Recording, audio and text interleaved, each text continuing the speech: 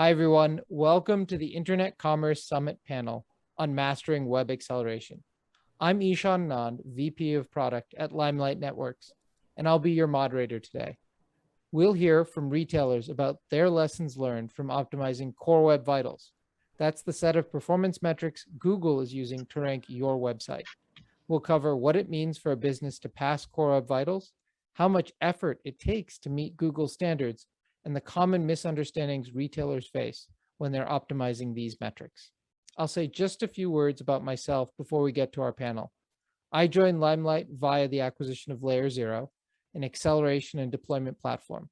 So performance topics like Core Web Vitals are an area a lot of companies have used our technology to solve, especially in e-commerce. The last thing I want to selfishly add is that we are hiring for remote positions, which means anywhere in the world. So please take a look at layerzero.co/jobs and limelight.com/careers, and feel free to reach out to me if you're interested in any of the open positions. And with that, I'd like to welcome our accomplished panelists that I'm excited to chat with today. I want to start by naming each panelist and have them say a little bit about themselves, their background, and their companies. Rithish, do you want to start us off? Yeah, sure. Thanks, Ishan. So I'm Rithish Saralaya. I'm the SVP of Engineering at redBus. I have been with the Guayue Make Matter redBus group for the last 13 odd years. Prior to that, I've reached with emphasis, and before that, 4 years with Tally. Been predominantly been in the consumer internet space for over a decade now, and specifically in travel, probably close to 7 to 8 years. Yes, and primarily have been completely inside engineering, helping build systems from the ground up as well across all of the 3 brands. So yeah, that's all. Great, thank you. Pawan? Hi everyone. My name is Pawan, and working in Tata CLiQ right now, head the product space around the supply chain and seller experience area. Thank you. Punit? Yeah, hi, my name is Punit. I'm working as AVP products at Justdial for last close to around 8 years.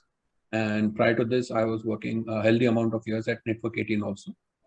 Primarily been in product domain kind of a thing, and worked on various business models, various domains kind of thing, be it retailing or SaaS kind of lead generation kind of business models. So I've got a very wide range of experience against various kinds of models. Thank you. And Meer? Yeah, hi, hello everybody. So myself, Meer Irfan Ali. I've been into digital for about 16 years.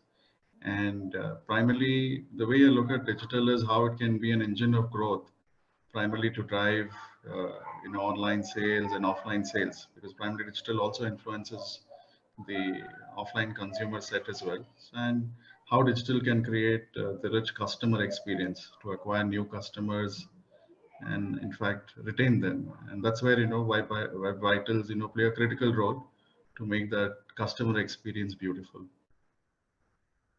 Thank you. I like what you said there. That's a really important point here about Core Web Vitals. It really is one of those levers of growth in e-commerce. Maybe we should just take a step back for the audience who isn't aware, and I'll briefly define what Core Web Vitals is. So Core Web Vitals are a set of 3 metrics from Google. The first one's called Largest Contentful Paint, or LCP for short, and that's really a measure of how fast does a page load. The second of the 3 metrics is a measure of how quickly a page becomes interactive. It's often referred to as first input delay, or FID. And then finally, the third metric is cumulative layout shift, or CLS. And it's a metric that measures how much the page is visually stable or has jank when the user interacts with it. If you've ever seen a page load and gradually the images come in and it's jumping around and all the content's moving, that's a site that has poor CLS. And Google likes to emphasize sites that have good CLS, makes them better compete with, say, things like native applications. And following off, Meer, what you were saying about, digital being an engine of growth, what is, the real value? Why should folks pay attention to Core Web Vitals, and what is the primary reason owners should be focusing on these metrics? Yes. So yeah. So primarily now look at pandemic. What pandemic has done now is it's increased digital adoption, right? A lot of people today have onboarded the internet journey. They're first time users of internet, and people who are already using it have scaled up their usage, right? Day in and out, people are accessing apps, websites. So what primarily matters is a frictionless experience. So what's important for the business, especially to capitalize on the customer from churning out, is the importance of how fast the page is loading, how fast the app is opening, how fast the customer is able to go through the catalog, go through the product offerings and check out fast, right? So that kind of happens only when you have a deep integration of vitals working well, the systems talking to each other, uh, and there is a frictionless experience whether somebody clicks on an ad, comes to the website or app, and then when they're exploring the offerings, there's a beautiful frictionless experience. And post purchase, again the systems talk to each other in such a frictionless way that the customer kind of enjoys that entire experience. So that's how the vitals are so important. I'm curious if anybody else on the panel has reasons that they felt in their organizations that they focused on core vitals, other than the ones that Meer has mentioned. Yeah, actually, I would just like to take a little bit of a different context onto this, right? So the Google, this core web vitals is the framework which has been defined by Google, right? And they are kind of trying to say that this is now one of the metric that we'll use for search ranking. So you have to understand basically the history of a search engine, before you generally come up to this concept, right? Earlier, the search logics primarily used to rely on relevancy of the content. How relevant is the content to the search term that the person is searching on Google, right? So initially it was all about discovery of the right content, right? Now slowly, since we've been, it's almost like 2.5 decades, the tons of websites and tons of web pages which have come up with a lot of relevant content for any single piece of term that you search on Google. So now Google wants to now kind of take it one notch ahead, for its use. Even before core web vitals, they had initiated page speed as a criteria, right? So they want to take it one notch up for their user. They say, okay, you know what? We are not only going to help you to find really relevant content, but we are also going to suggest you those links where the experience of finding that content or that finding that information is much better than the lower ranked one, right? So now from the relevancy of content, along with that, even the user experience has also kind of come on attached to the search ranking. And that is what has kind of, and Google being Google, really, you can't really start your internet without that portal, right? Yeah. So it's a term that nobody can now ignore about it, right? So that's how one has to really look at Google core this web vitals, that Google is now the Google search is now playing emphasis over the experience of the user.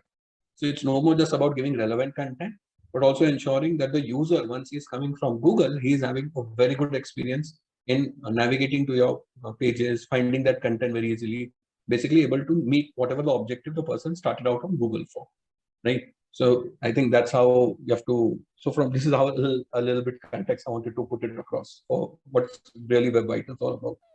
So it sounds like basically you're saying we're doing it because Google says so, and we'll get our page rank because of it. Pawan, do you want to add anything kind of from a business point of view on that? That's right. So one is from a business point of view, for any business to thrive and grow, I think the equation is very simple, which is the cost of acquiring a customer has to be lower than the lifetime value of the customer, right? So how do you lower the cost of customer acquisition is through all of this. So there are two ways, right? One is that you spend on ad to get a customer on your platform, or the other is that you appear on a search term that a customer is looking for, right? So that's when I think what Punit mentioned becomes very critical, right? So somebody trying to search for let's say a t-shirt, how do you ensure that your e-commerce platform ranks higher, right? Why? Because the acquiring cost of that customer who is coming through an organic search is far more lower than what you would spend on a Facebook ad, right? So Yeah. how do you rank higher is all of the vitals that you mentioned, right? So that's how that becomes very, very critical. Yeah, so there's a better ROI, basically. You're saying it's for users. And, you know, I think one thing that's sometimes glossed over is, you know, there's the real estate on the search engine page is zero sum. There's only a fixed amount of it. If you move up, you know, somebody else moves down. So you're actually not just improving and growing your users, you're stealing users from potential competitors, which is really quite fascinating if you think about it. Still is not Rithish, probably the right word, but yes, it's maybe more not. like you being more efficient. That's why. Yes. Maybe the right way to phrase it is the way you did. You're having lower customer acquisition costs than your competitor. And that's right. Rithish, did you want to add anything on this? Because it seems like there's this right now we're talking about, are you optimizing Core Web Vitals because Google says so and there's going to be a ranking benefit? Or is it, I'm optimizing Core Web Vitals because I think I'm going to have like better fundamental like conversion rate and stuff like that? It sounds like very clearly everyone's saying it's because of the lower customer acquisition costs and the growth. I would say that I would probably say that typically all businesses actually have would probably actually have both angles to it. Mm-hmm. So if you actually were to wait in the wing pan, probably both actually, I mean, any organization which is not only an app only ecosystem, right? So which would also utilize a browser world as well in terms of interacting with its customers, right? Whether it is a consumer internet firm or whether it could actually be a content site as well. So I believe those firms actually definitely have a strategy around how to engage and how to basically create a better user experience for their customers, right? So from that perspective, definitely a better UX for your customer, for your browser world who come onto your platform, onto the browser world, definitely makes sense. There is no question about the power that Google and SEO actually has in terms of getting you that that traffic onto your ecosystem, right? When you, that too, essentially, if you're basically kind of going into a system or an ecosystem which is probably highly fragmented in that sense, and you don't, and if SEO in that sense is kind of a cheapest or almost a no cost acquisition channel in that sense, right? So I think it is a equal what you call a weighing pan, where you basically would actually weigh each of these strategies together, but more so probably equally in terms of if you actually have a browser strategy as well, right? So that is how I would try to place it.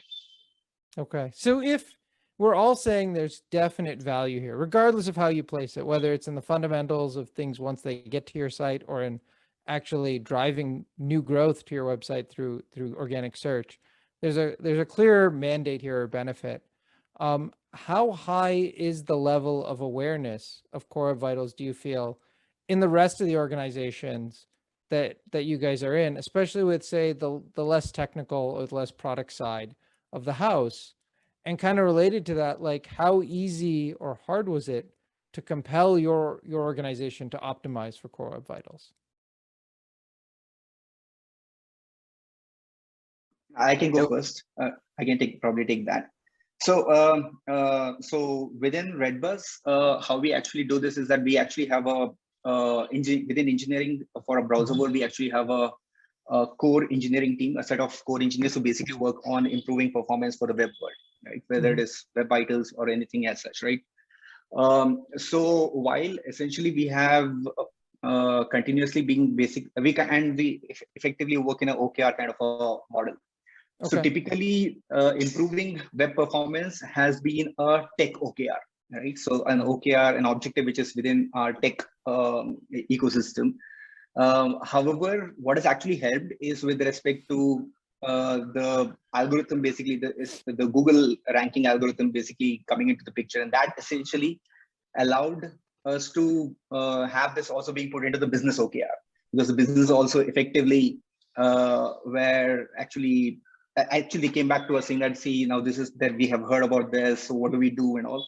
And from the engineering perspective, it was quite easy for us to say that, hey, these are things that we have anyways actually been working. And then it just helped us kind of put it into the priority order, the listing order. So basically we kind of were able to take it out from the tech OKR bucket and put it into the business OKR bucket. So that's how it is actually, just a high level overview of how it actually helped us. That's a story I've heard before, which is that, you know, the engineers always cared about performance, but it was hard to get the budget or the rest of the house to care. And what Core Vitals did is help the business side care and have that kind of mutual interest in improving it. Meer, was that also your experience as well, or something different? Yeah, a mix of you know, the primarily the way we constructed it is the orchestration was into three different pillars. So one, we set the pre-purchase journey, right?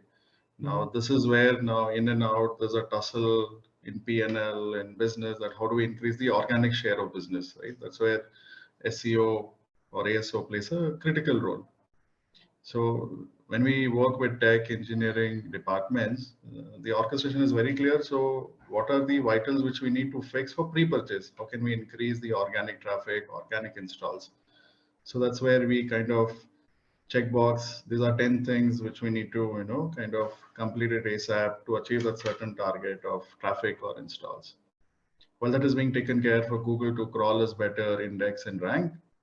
And also what's important is this huge consumer base which is coming directly to your website also, right? Which we can't ignore.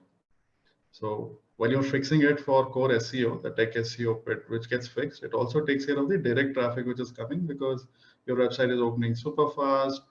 Even in a 3G, 2G network, you're able to kind of, you know, make your website load fast. And then comes the part to purchase, right? Once we fix pre-purchase, there's our orchestration, there are fixes happening pre-purchase. Parallelly, there are fixes happening part to purchase, right? What happens when the user is loading the home page, the category page, the product pages, right? The add to cart, the checkout, the shipping. So even those pages have to seamlessly, you know, run fast, load fast. It should not break. So all of that, you know, is getting fixed. Where we also look at recordings as well, right? So where the consumer is kind of breaking off because of page not loading or broken links. It could be any issue, right? It could be a few core vitals.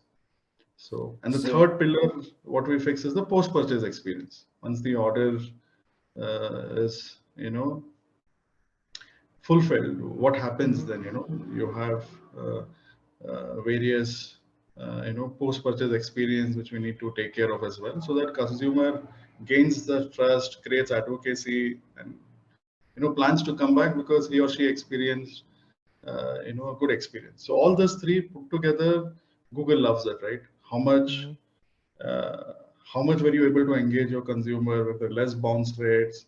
If the exit is between your website itself, right?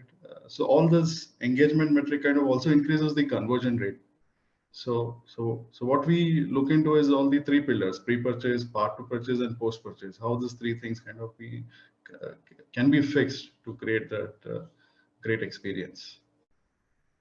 And so it sounds like your team was able to justify in each of those three pillars ways that you believed Core Web Vitals or improving them would help each of those three pillars, even post-purchase, which I think sometimes people ignore, which is fascinating.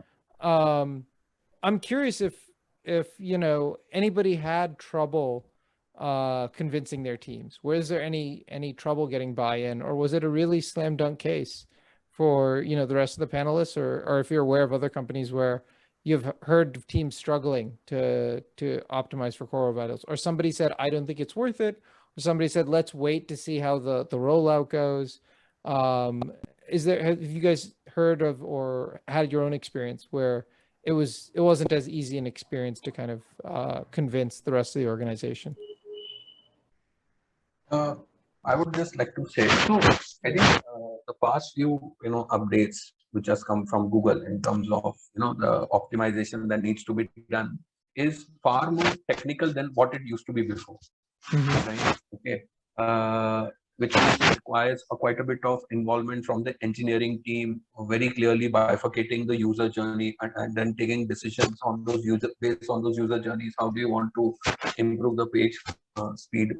And now with the core web vitals, it really as I told you, it really requires one to. It's no more like a plug and play kind of a solution also anymore. Kind of a thing. One really needs to understand the user journey that you want your users to take, whether it's organic, directly coming to your portal, or they're coming through your search engine or anything like that.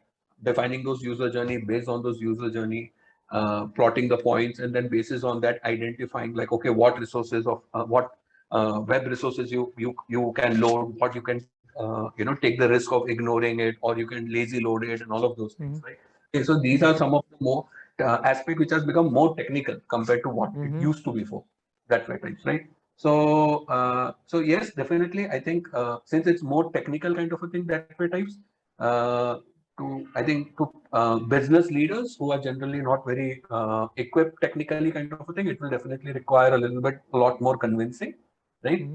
But very fortunately for me, I am working for Justdial, which is basically a local search engine, and we are Google is our bloodline kind of a thing. So we are pretty much subscribe to all the tech blogs and the Google webmaster blogs, and anything which comes out, and almost within a month's time we are implemented and kind of running it onto it. So we cannot really afford to kind of go down on our rankings because it affects our business to a very large extent that way, right? So the whole company's aligned to it, basically. Yes. So so the revenue is pretty much directly aligned to the traffic. Yep. Right. So if the traffic goes down, revenue. The lead traffic goes down, lead goes down, lead goes down. Revenue goes down. Kind of a thing. That's what it is, right? So I think for a large company, definitely they are pretty much on top of this as much as possible. There will be product teams and digital marketing teams who will keep on pushing to keep on implementing it, keep on improvising it, kind of a thing. That way it is, right? But I feel for smaller to medium companies, kind of a thing, it will be a little bit more resource intensive, right? So they really need to really weigh they have to weigh whether is it worth putting in that much effort and then getting that tangible effort, right? Tangible impact right away or something like that, or they can have something in a midway kind of a thing that yes, they are able to give a good experience to the user kind of a thing that way types, but yes, they are not investing a lot of money to give do extreme engineering and get the last millisecond optimized also kind of a thing that way types. So it really depends upon the scale of the operations that you're working on. Yeah, maybe to help folks make that decision, or to compel the non-technical folks in their organizations. Is anybody able to talk about the benefits? And we'll get to you talked about the heavy lift that it can be, and I want to get to that in a second, but let's start with the results. Can any of you guys speak to the results you've seen from optimizing core web vitals? Yes, Ishan. So yeah, a lot of benefits actually. One is clearly we've seen an uptake in SEO, organic search traffic, and including because the conversion rate is anyways healthier of the organic search bit. It kind of translates into better AOVs and better revenues as well. And then it also gives an uptake in direct traffic and conversion rate and revenues as well. And what is interesting is when you're fixing these vitals, keeping in mind that organic and direct will be taken care, including referral. The beauty is it also kind of gives an uptake for the campaigns which run right on Google Ads, Facebook Ads, DV360. Because you've optimized your website so well, campaigns start performing well because they have better conversions, better revenues. So the AI behind the campaigns kind of start orchestrating well. And also the marketing automation tools. We talk about CRM, right? How do we retain customers, etc. So we also saw an uplift when it comes to push email and SMS. So largely when you're fixing the vitals, it kind of gives an uptake across channels with respect to traffic, conversion, and translating into revenue, which is important, the top line.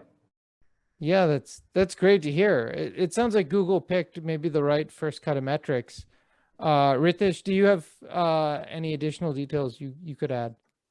Yes. So since the time we actually kind of, and specifically with respect to CLS, right? So once we implemented the CLS related fixes, more in terms, and then the fixes were more in terms of basically working with design, kind of figuring out where to place the elements and all of that, right? So once we basically implemented all of those changes that we wanted to do, specifically with our domain ranking, right? So we actually had a 10% improvement in our domain ranking, 10 percentile in India.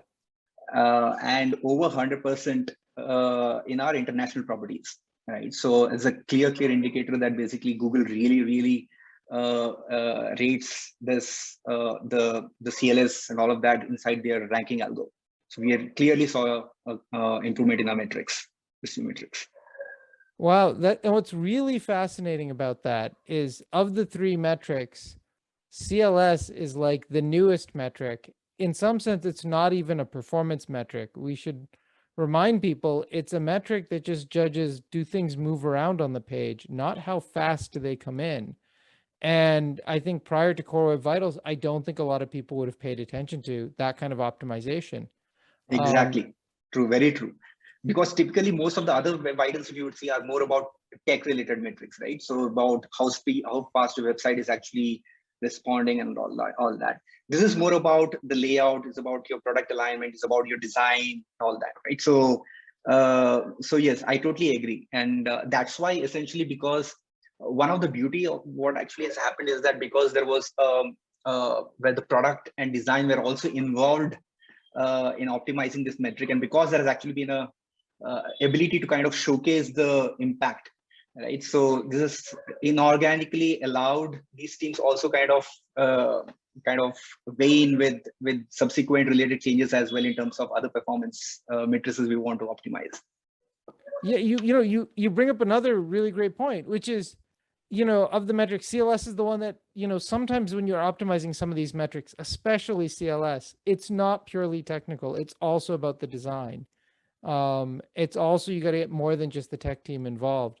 So, what would you say is, I guess, the level of effort that folks should plan for optimizing Core Web Vitals?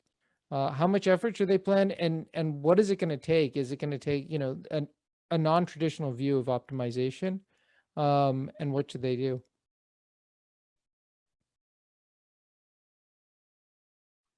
Was that to me? Or to anybody in the panel? Like, what do you think is the level of effort it takes to optimize?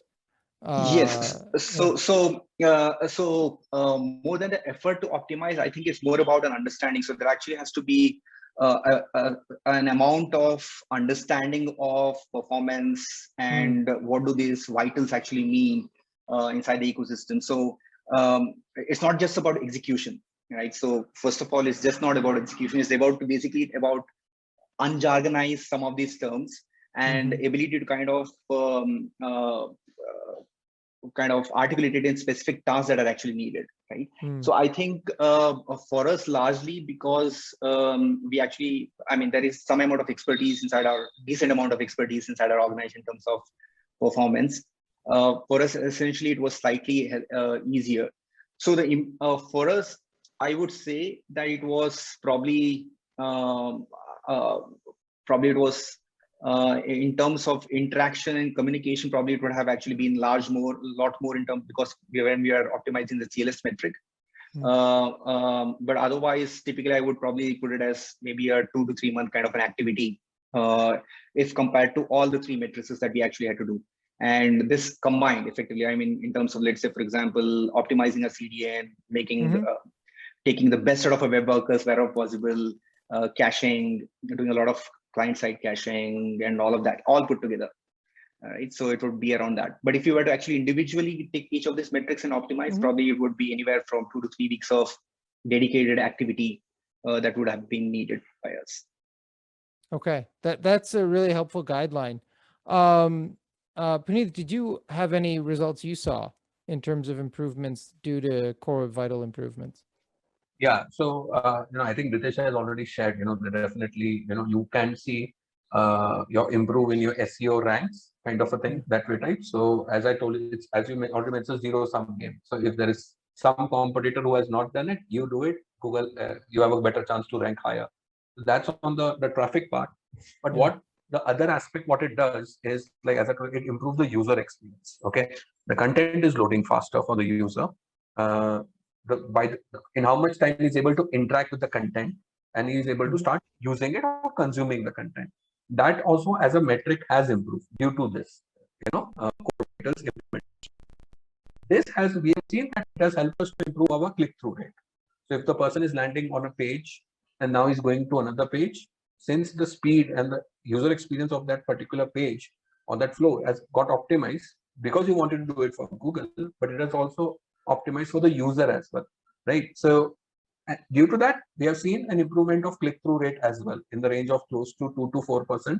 We have seen it across the board on an average. We have seen it due to implementation of this. Oh, that's great. Okay. And then, and I want to focus on this because this is the thing that's the biggest takeaway is like the results we've had. Here's the ROI. So I want to turn over to Pawan. Have you guys seen any improvements, or what improvements can you speak to from optimizing Core Web Vitals? Sure. I'll also add that the channel through which a customer is interacting also becomes very, very critical, right? So for example, when you're working with a desktop and let's say a mobile site, right? So how do you make sure that your mobile site is also sort of optimized to all of those core web vitals, right? And where, I mean, in terms of results, what we saw as an e-commerce company is that when you're contextually present, which is most of the times people today are searching on their mobiles, right? Any terms that they want to sort of buy, hence that channel becomes very, very important, right? And what we did is that we optimized our M site, right? Now it's a React based PWA, which sort of loads all of those contents much faster, is like the customer experience is completely different. And hence our ranking, the revenue per visit. So all of these metrics have been impacted, right? But the thing that I was trying to emphasize was the channel also is a very critical aspect to this, right? So most of the times, I think mobile as a channel or a web app as a channel gets slightly ignored, but that plays a very, very important role when you're contextually present for your customer. Thank you. Let's also try to make it really, I think, tangible for the audience in the sense of, what were the biggest challenges or the biggest misunderstandings in your Core Web Vitals optimization journey? And maybe to phrase it a third way, what do you know now you wish you knew when you started? The advice you'd give to your past self in terms of how to best approach this or solve Core Web Vitals. Is there anything that comes to mind that you're like, well, having gone through it, this is what I would do differently, or here'd be my advice to somebody else just starting this? Yeah, I think to start with, I think the importance itself, right? How critical this is and what benefits we derive out of it.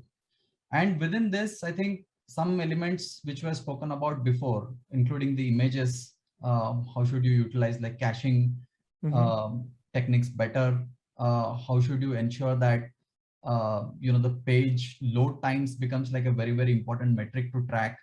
So these are, I think, some important. So I would say that there has to be a focus on these metrics, the core web vital metrics, before you sort of plan to launch a website or even let's say make any changes to your website, right? So all of these, there has to be a considerable focus on these elements, because it impacts sort of your rankings and everything, including the customer experience.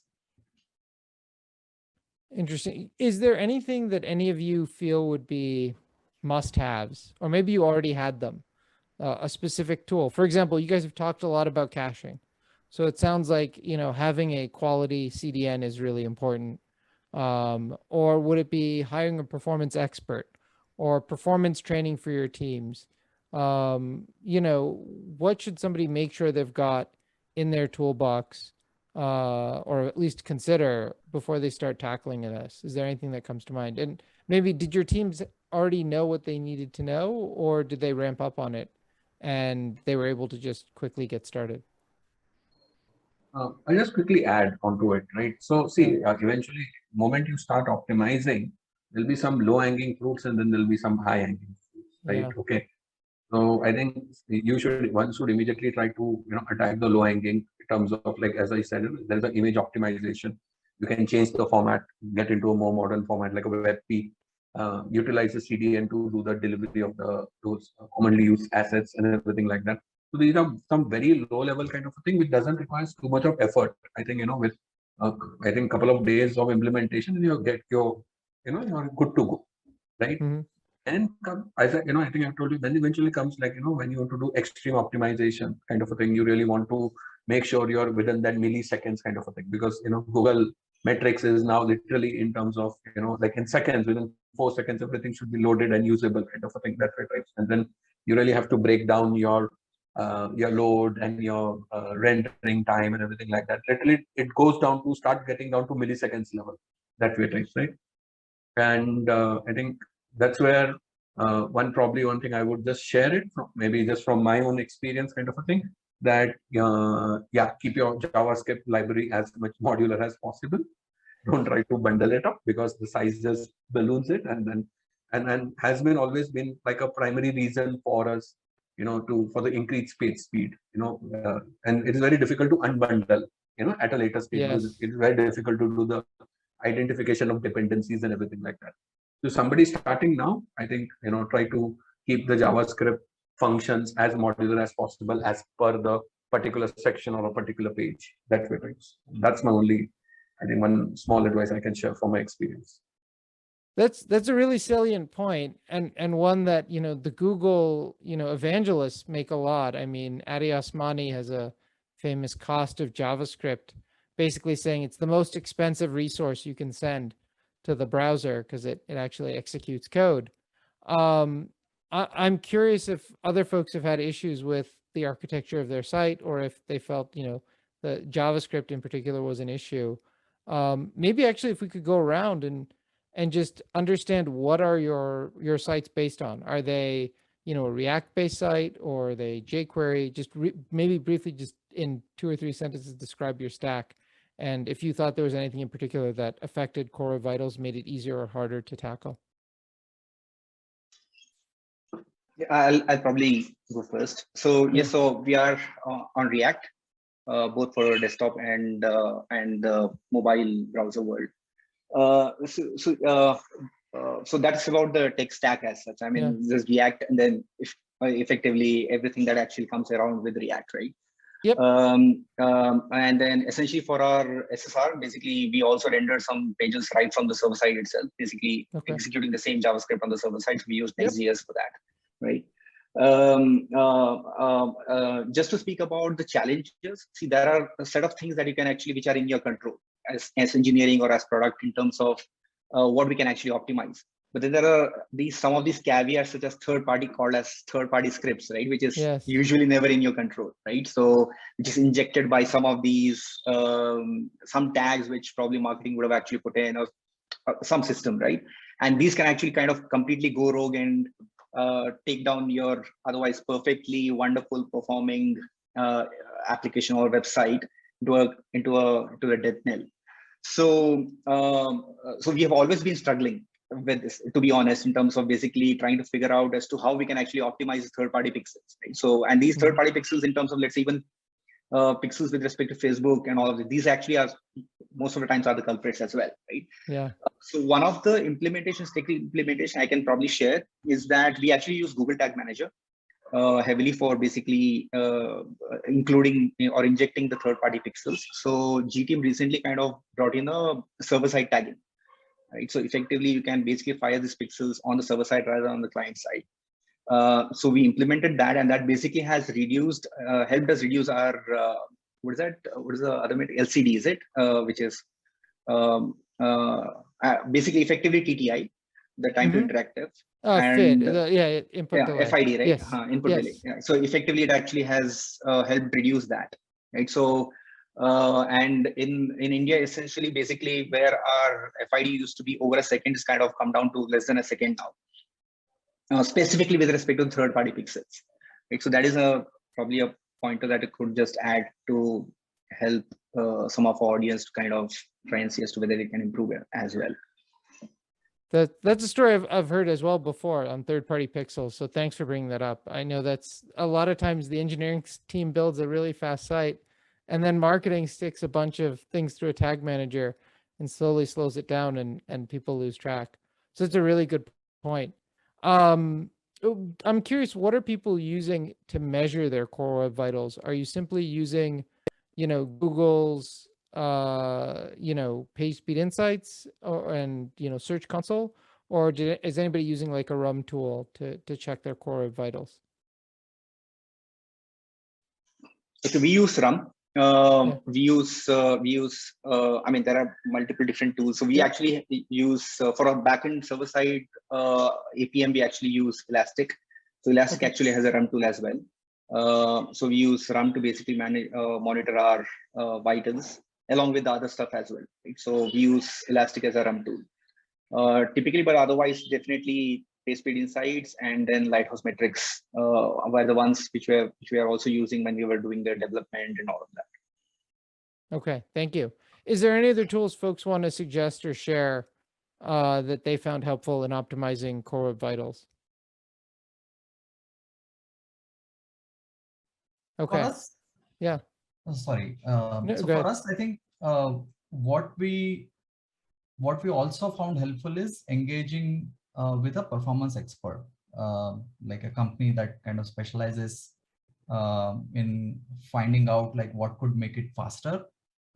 They would like perform audits and give good insights to us, right? And a third-party audit also gives us a point to put across the organization, right? So look, I mean, maybe if I understand that there are priorities, but here is a audit report that clearly tells that these are few things that we need to target immediately, right?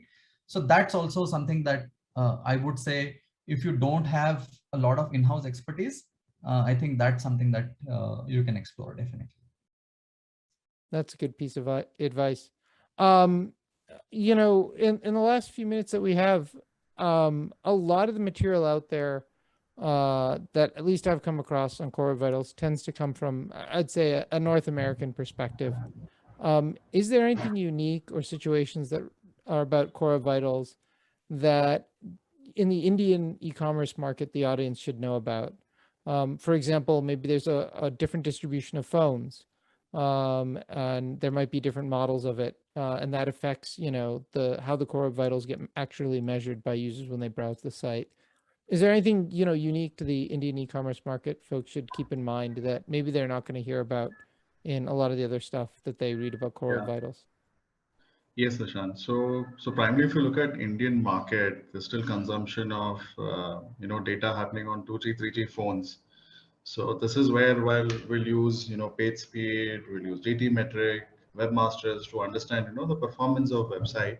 But what's important also is how do you use the recording tools, right? There are recording tools which kind of help you analyze at different devices, right, with different manufacturers, how the user experiences, how the customer experiences. So that will give you a whole lot of intelligence also, that how is your website operating at different spectrums, also on different devices. So that kind of helps optimize the mobile site, or the mobile site especially better. And actually the nirvana, if I have to sum it up, the tech and business teams have to come together, make a list of which are the key fixes which they have to do across different journeys, whether it is pre-purchase, part to purchase, or post-purchase, and then chalk out saying what will give how much impact. And then I guess 10-20% of the stories going into sprints have to be dedicated to fixing the vitals itself. Punit, did you have something you wanted to add on that? Yeah, so I think in the Indian perspective, as for priority, you should always give more importance to the mobile web compared to desktop web, because India is primarily a mobile market. So I think 90% your internet usage is from mobile and 10% is for web, whereas for the West in the US, it's 50-50 kind of. Mm-hmm. So I think if you're trying to optimize, one can start looking at the mobile thing and, allocate resources accordingly and give more importance to the mobile compared to the web. That's one thing I can say, very specific to the Indian market compared to the Western market. That's a really good piece of advice and a good reminder for our audience, and a great point to close out on, since we're almost out of time. With that, I'd just like to thank all of our panelists here today, and I hope the rest of you, the audience, has a great Internet Commerce Summit. Thank you.